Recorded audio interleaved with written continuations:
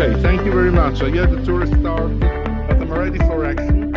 I wish the quality of the audio is good enough, and I congratulate my fellow speakers, Bill and Shann, for their presentations.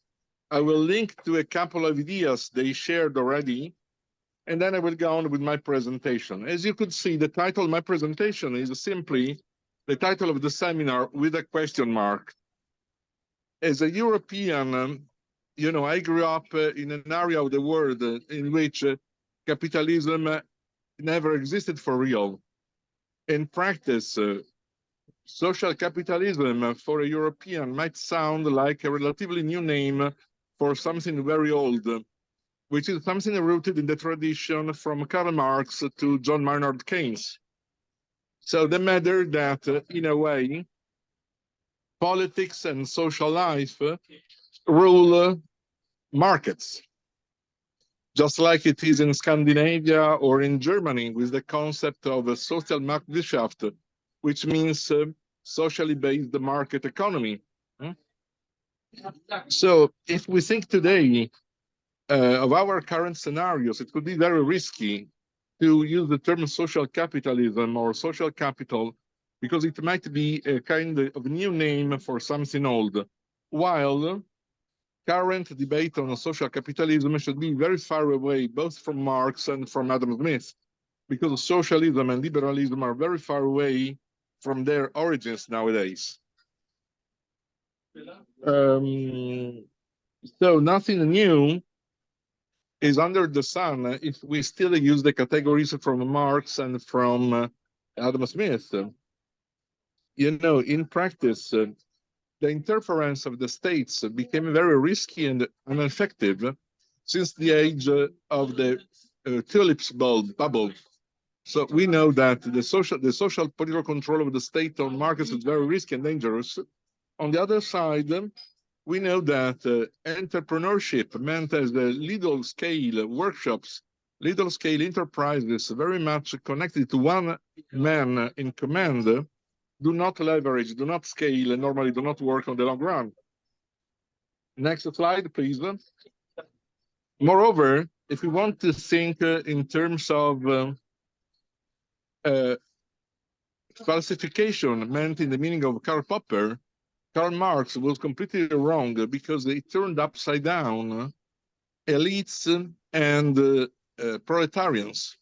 He thought that proletarians should have gone global, united and international, while elites, bourgeois elites, would have been very local and fragmented. Globalization is exactly the example that it happened exactly the opposite of what Marx thought. Elites went global also by crossing capitals all over the transnational border of the planet, and proletarians remained mostly local workforce. And moreover, the impact of technology, which Marx considered was much, much faster than he thought, and the level of obsolescence became much higher than what it was expected in the origins of social capitalism by Marx. Next slide, please. Wilfredo Pareto made a distinction between an entrepreneur, who might have been considered pure, which means totally based on the market, on investments, on business, and the kind of entrepreneur he called corrupted and assisted, because this person is not a real entrepreneur, is someone who is already merely following the trends of the local politics, norms, and laws. So this kind of entrepreneur is just trying to make money through the laws of the state. So what I say is that I totally agree with what Bill said about the important passage from a global knowledge age to a global consciousness age. But in a global knowledge age, and even more in a global consciousness age, capitals are global. And that is why, for example, this kind of initial ideas about capital beyond borders and capital beyond ideologies comes from Schumpeter and this idea of evolutionary economics when he stated the concept of creative destruction wins from cycle 1 to cycle 2, from the small scale cycle to the higher scale, big scale cycle. It means that the companies, corporations, entrepreneurship, enterprises, would never have a limit to expansion in theory. So if the limit comes from the state or from the social market, it could be a limit to expansion and growth, paradoxically, a limit to development. So Schumpeter provided the idea of destruction wins, creative destruction wins, and the idea that every cycle, speeding up and expanding, would have destroyed the obsolete shapes of organization. That is why, for example, connecting to Shann's presentation, which I found very interesting, I found quite, well, still, how can I say, strange the use of the concept alien investor. I'll tell you why in a second. Schumpeter also clarified that there was no way to make a distinction between socialism, capitalism, and democracy. It was the pillar of his book published in 1947 titled Socialism, Capitalism, and Democracy. As he stated, both capitalism and socialism are basically the control of and power on a package of votes, the votes of the electors or the votes of the shareholders. Nevertheless, public assemblies where everything is weighted, not only counted. The voting machine, in a way, is defeated by the weighting machine at the very end. That is why politics, according to Schumpeter, is not something different from the market, but is a subsector of the market. And specifically, we are at the point 3, key point 3, thank you.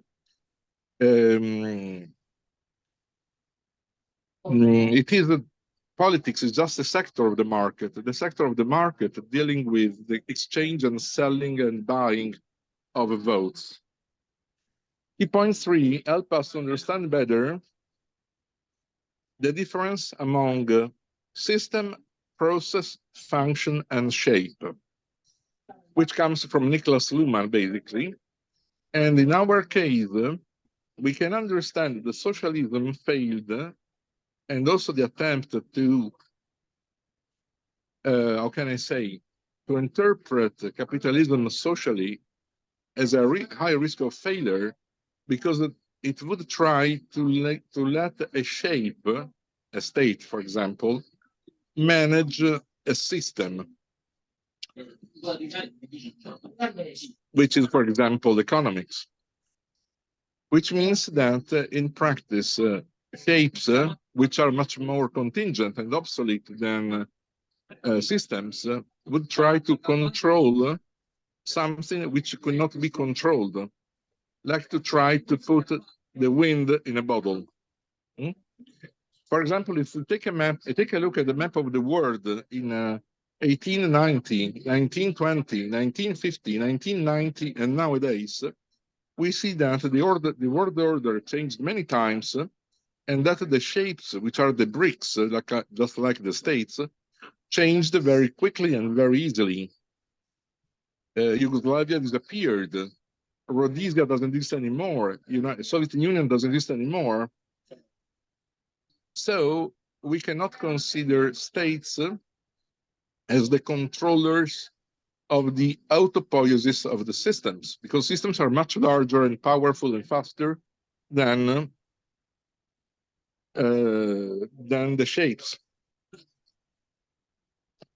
We go to key point 4.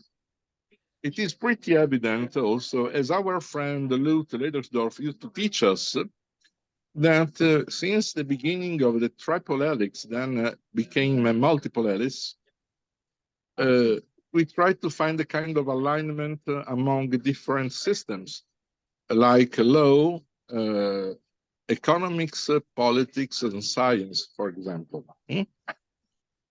But it leads us to a paradox, which was in a way clarified already by Schumpeter in his book of 1947. The paradox is in practice that the more you focus on markets, the more you have globalization. The more you focus on states, the more you have globalization. I will try to give a very easy example. In our chat, I shared the link from the OECD about a project about the fight against base erosion tax avoidance. The paradox is that the more the states try to control the markets, the more the states go global. The more the states go global, the more they must go, they must, if they want to work, it's not a moral duty, they must work supranationally. What do I mean? Consider that Brazil now is taking a tax reform to enter the OECD. The implementation time of the tax reform to let Brazil enter OECD will take about 10 years. The time required to Jeff Bezos to create, develop, and launch Amazon was 6 years. So business will be always faster and faster and much faster than politics.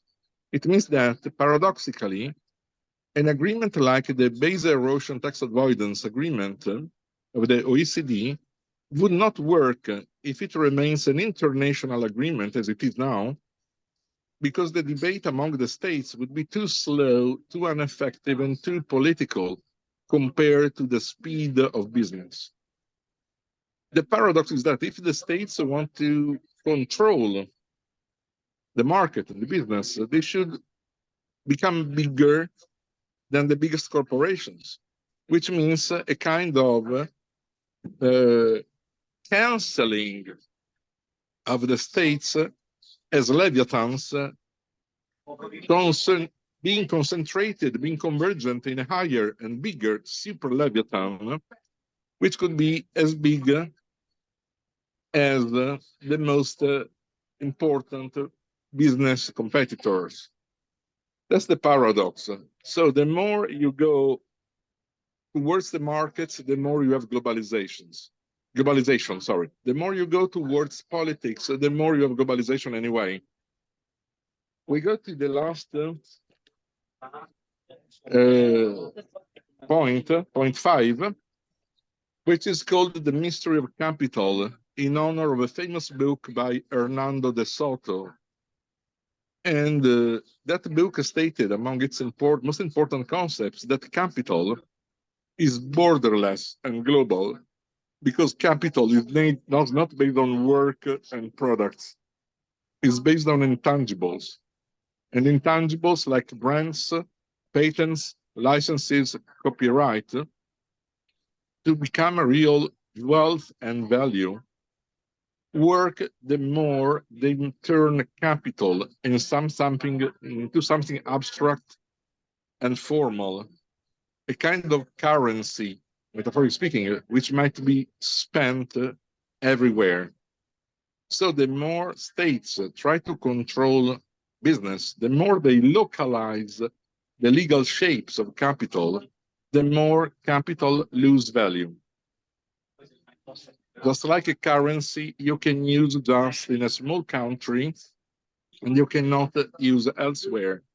At the moment, it's very interesting because the emergent phenomenon of the BRICS, which now also include Argentina, Egypt, Saudi Arabia, Iran, and others from January 1st to 24th, could become a real transnational and supranational player if they get to have just one currency and they manage to create a standardized, formal, intangible capital. If the BRICS just remain an international agreement debating about political consent and alliances among its members, it's very hard to believe that the BRICS will become a real global player. So in a way, the mystery of capital and the expansion of intangible assets as the real shape of capital show us that there is a paradoxical bifurcation. Now I like to joke a little bit to conclude my presentation between what I call the bifurcation between globalization and globalization. That is why we can have a globalization more depending on finance, business, technology, and science, or we might have a globalization much more focused on politics and military power. Nevertheless, globalization. I wish my presentation was understandable, also because I have quite a noisy environment around me. I wish I was on time, I think so. And then I'm ready for going on for our discussion, if any. Thank you, everybody. Thank you, Andrea.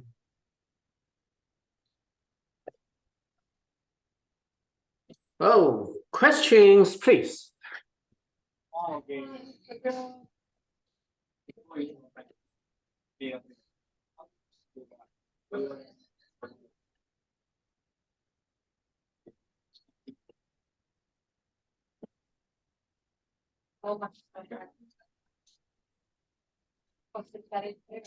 So can I perceive all of you are so-called globalists, right or wrong? Well, I think we all reflect the fact that the world is changing dramatically right now, more so than ever before. And the institutions we're familiar with are changing. And the corporation, especially as an institution, is changing. And the question is, what happens? How is this going to work out? I think we all described roughly the same forces. The recognition of the importance of stakeholder interests. That I think is a new realization. I think we all understand that. That's what is driving business people now. They know that's important. That's why they're sticking with ESG. They're getting a lot of flack on ESG, but they're steadfast, as far as I can tell. They know that they have to do something about the social dimension. That's in itself is heartening, I think. That's the beginning of real change. And we're trying, the three of us are describing different ways to do that.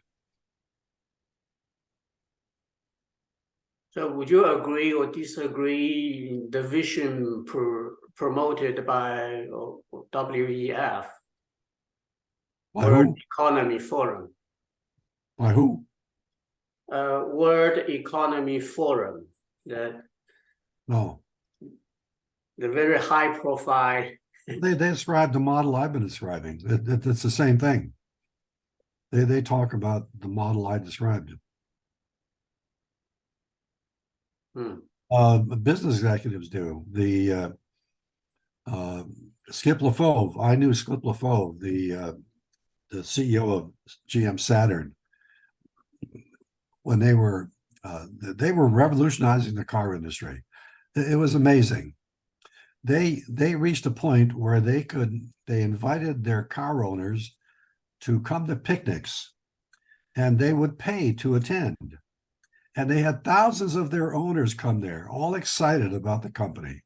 That's brand recognition. It was amazing. And it was exactly the model I described. The CEO of Whole Foods, John somebody, Shann, you probably know his name. CEO of Whole Foods. He left the company about 2 years ago. It was exactly the model I described, 5 stakeholders all working together. That's the key idea. And what if you all you have to do is organize a little role play, get different people to play the different stakeholders, and get one or two people to play the corporate CEO. Pick a company like GM that everybody knows about, the CEO and a vice president, and let those people work together, and you will see the corporation as a socioeconomic system. It just reveals it for all to see. In fact, one of my great projects I would like to get somebody to take on, and I would be prepared to put money into it, is to create a model of the corporation using those 5 stakeholders, using all the calculations needed to estimate the resources every stakeholder invests and all of that, and estimate productivity depending on different parameters. Make it a model that works, a living model, and put it online and let people play with it. That would just change thinking dramatically.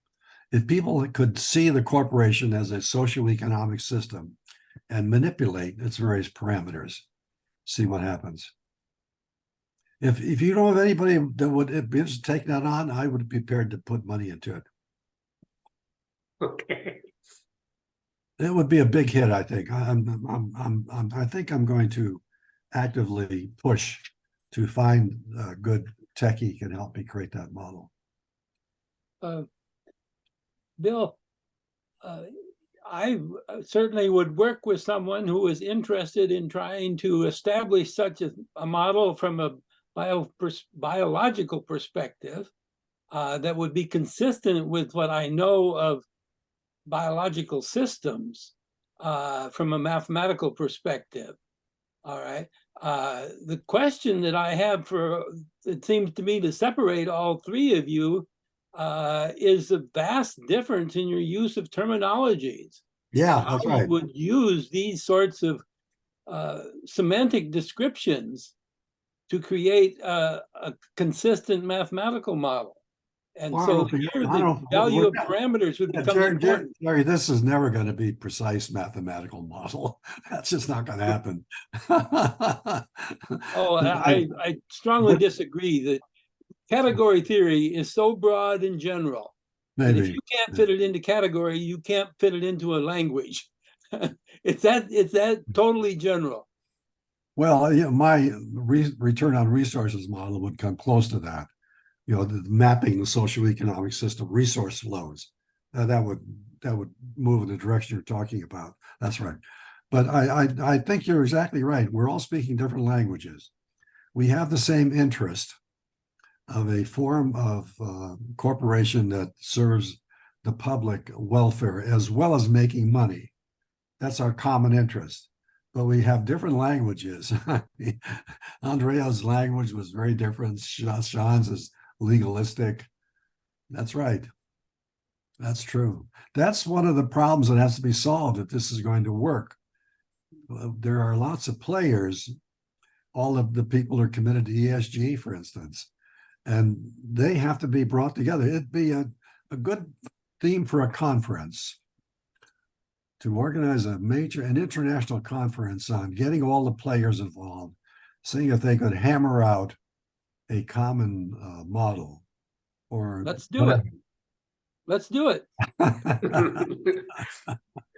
Okay, Shann? I've organized such a discussion at the European Academy of Management for the last 4 years. We've had symposiums on these ideas of grand challenges of how to save humanity from climate change with new models of governance.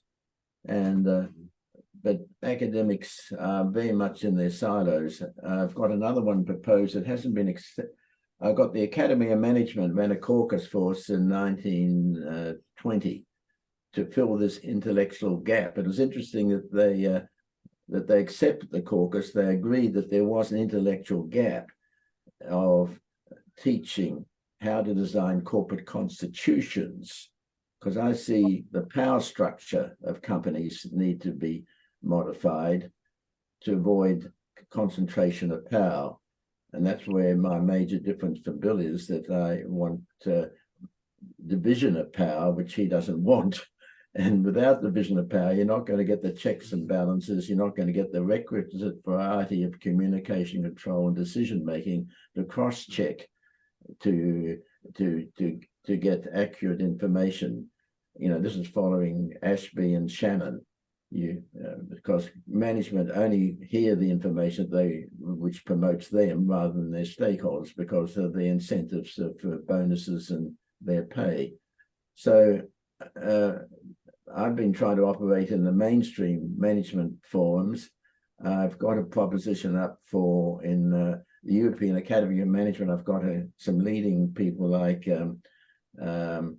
Professor Colin Myers agreed to join our symposium if they accept our proposal in June next year. So it is on solving the crisis, and Colin's got a book coming out, The Crisis of Capitalism and How to Fix It.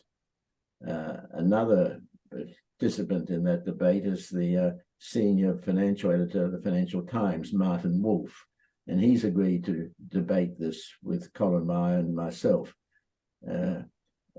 Independently of the European Academy of Management, and so we may have that debate next year. So these are my efforts in mainstream management people, not system scientists so much. And everybody lives in their own little silos. You have the system scientists who keep arguing about what is a system, and most people seem to lack system literacy. And it's why I tune out of a lot of the system science debates, because they're talking about systems which are not subject to constraint. Social systems are not subject to constraint. Economic systems are social constructs, and there are no constraints on them. They don't have a metric of analysis. Williamson has transaction cost analysis, where you can't define a transaction, you can't define a cost. They're both social constructs, and what you can't define, you don't know what you're talking about. So back to the language problem, I agree with Bill, we're talking different languages. Words are the tools of thinking, and without having common tools, you can't have the common thinking. And if you're using ambiguous language, which you can't define, then you get ambiguous thinking. So it's a slow process, and in the meanwhile, as the United Nations Secretary General says, we are on a road to climate hell with our foot still on the accelerator, because no economist, to my knowledge, has suggested how to stop market failure, which is creating climate change. All they're trying to do is to compensate for market failure by carbon taxing and trading. And so without stopping market failure, we're still going to we've got 8 billion feet on the accelerator driving us to a climate hell. And we're arguing about words and semantics while we're racing to the cliff to destroy humanity. Yeah, that's right, Shann. That's right. It's a tragedy in the unfold. We're watching it in slow motion. And the cybernetic people, they keep on talking about second order. They're all arguing about second order cybernetics. Well, there's no first order. Trees and flora and fauna don't know about second order cybernetics. It's just cybernetics, for goodness sakes. And they try to make these well, what's interesting, distinctions. But when they speak of these systems, and cybernetics people speak of second order science, they're talking about the role of the observer. That's consciousness. Oh, of course it is. But all trees are conscious, but they, all living things are conscious. That's that's exactly the point. You see, that buttresses my point that we have entered an age of consciousness. Second order science, that's consciousness. Yeah, but it's first order. It's not second order. It's just cybernetic. Well, it's different than the first order, which is the physical. Physical. Of course, it has to be physical. The first order science ignored the role of the observer. They thought there was reality. Well, they chose to ignore it. Yeah, I accept that second order is actually first order. Okay. So that's my position. See, there's the problem right there. It's hard for us to talk to each other. We have different languages, different terms. I know, and we're going to extinction. We're just an evolution. This is why you don't find aliens in outer space, because civilizations get disconnected from the environment which created them. Australian Aboriginals are governed by the nature of the country that they live in, and each country is different, and so each tribe has a different language to understand how to survive and nurture that environment, and they keep their populations in balance with the ability of nature to sustain humanity. Now, we've got a plague of people on this planet of 8 billion people, and it should be down to less than 2 billion. We're not going to... That's never going to happen. Well, it's going to be forced upon us if we like it or not, because it's just unsustainable at the present level. Yeah, for all of the despondency that's rife, I'm starting a new book, and I'm going to call it One World. The idea that I described very briefly in my present book, Beyond Knowledge, The Life Cycle of Evolution. If I'm right about us entering an age of consciousness, that means it's the culmination of the life cycle on this planet. We are reaching the stage of maturity. That means a mature society that's able to deal with this crap. I hope you're right, Bill. No, wait a second. My point is that it's implied in the life cycle of evolution. My model, that's a model based on historic data, and I think that's going to happen. My forecast is 2050 for a unified world. My new book is going to focus on that, and the main thesis is that the world is being drawn together precisely by the crises. The crises are global in nature, like a pandemic is global, climate change is global, and they require global cooperation. You can't solve a global problem with a local solution. So the very nature of these global crises is forcing us to work together. And it's the test of humanity, so to speak. And the world has survived the fall of Rome, the Dark Ages, the bubonic plague, World Wars I and II, the Cold War, nuclear weapons. That's all part of the life cycle of evolution. Whatever got us through that is going to get us through this crap, and we're going to end up with a sustainable, mature society in about 20, 30 years. Oh, Bill, I hope I won't live to it. I wish I could live that long.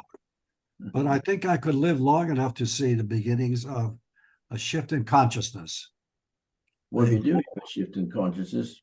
To solve complex problem, you've got to have matching complexity. That means you've got to control the 8 billion people. So what sort of organization will connect with the 8 billion people on the planet who are degrading our oils, our atmosphere, soils, and biodiversity? Well, it would start with a global consciousness, a shift from today's mentality. Today's mentality is about self-interest, money, and power, basically. And that is what's caused the problem. So if we hope to solve this problem, we need a different mentality. And that's what an age of consciousness is about, a revolution in thought. Every stage of social evolution has been driven home by a revolution in thought. The Industrial Revolution was, the Protestant ethic in the spirit of capitalism, revolution in thought. So how do you implement it, Bill? How do you implement it? Once you've got the conscious mind, the global look, I don't know that, none of us know the details. I'm just fascinated by the ideas. I think the ideas make sense. And of course it makes sense, but how do you implement it? Okay. If I may... Andrea, what's your opinion? Yes, if I may, I would connect to what Bill and Shann are saying. Thank you, Jason. I think I subscribe the matter of the emergent global awareness Bill is working about. Nevertheless, I would suggest to turn the concept upside down, drawing a distinction, as Spencer Brown has taught us, between a global awareness, so to speak, for the scientific intellectual elites, and global awareness for public opinion.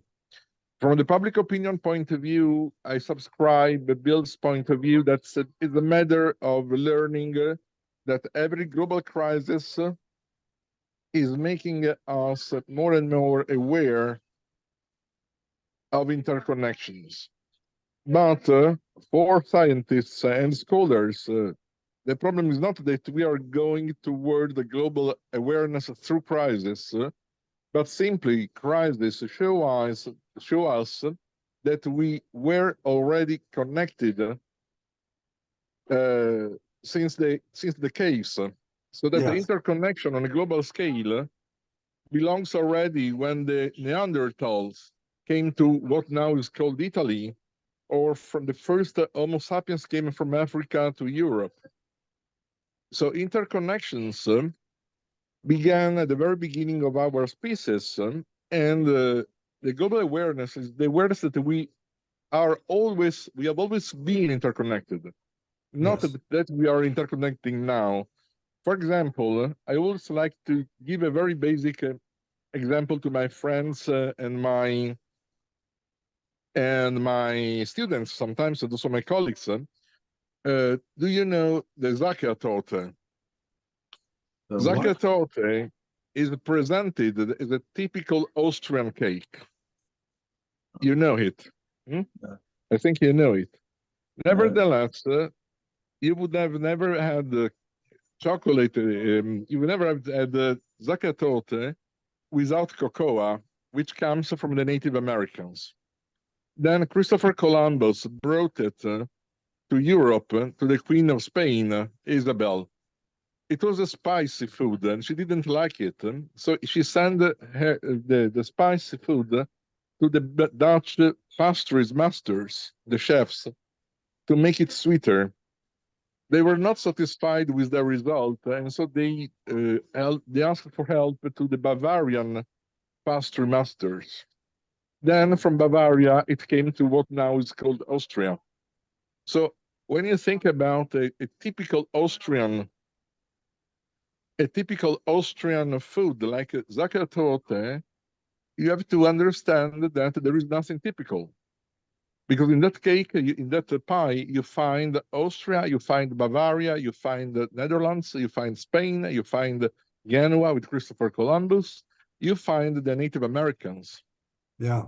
So the global awareness is that we have always been interconnected, not that we are going to be interconnected. That's my suggestion. It's my comment, but you can agree or not, of course. No, I fully agree. That's exactly right. It's always been true, but now I think, have to recognize it on a global scale. That's what's different. I agree. That's why in Shann's presentation, which I loved in general, I didn't understand, sorry, the meaning of the alien investor concept, because in a globalized world, there is nobody who is an alien. Well, I think maybe we've taken this topic as far as we can. What do you guys think? Should we? I agree. I would. Thank I would you, like to make Jason. one comment, if I may. Please. The first question is the number of variables involved in any sort of global model or universal model. And that question can be, well, let's put it this way. Within the languages used in the practice of medicine, it is necessary, first of all, to combine the language of mathematics, physics, chemistry, and biology in order to practice medicine as a practical art of human consciousness. Okay, so that you already have the language issues embedded into the practice of medicine, and you also have the large number of variables involved, mathematical variables, if you wish. And the question is, how do you distribute the energy and the power and the interrelationships among the constituents of the human body, and how they arrange to distribute the power, the energy, etc., among themselves within the human body. Yep. And that is the essence of the practice of medicine, is making judgments about how that power is being distributed in a healthy way or an unhealthy way. And so I just think that yes, it's an extraordinarily difficult problem from a mathematical perspective that is outside the bounds of the physical interpretations and the typical mathematical interpretations, but I think it's doable. Well, I'd like your idea about it's interdisciplinary. That's for sure. Interdisciplinary. Well, I thank you so much for inviting me to the Club of Remy. I hope I've made a contribution to your good work. Yes. Well, thank you for participating, Bill, and thanks to Andrea you very too, much. especially to Jason for organising it all. I'm just sorry that my communications have failed to.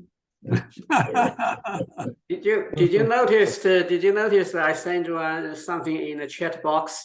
I always reply your email within 24 hours, sometimes within 4 hours. So if you don't hear from me, that means you need to check if you really send it out or not. Okay, bye-bye, everybody.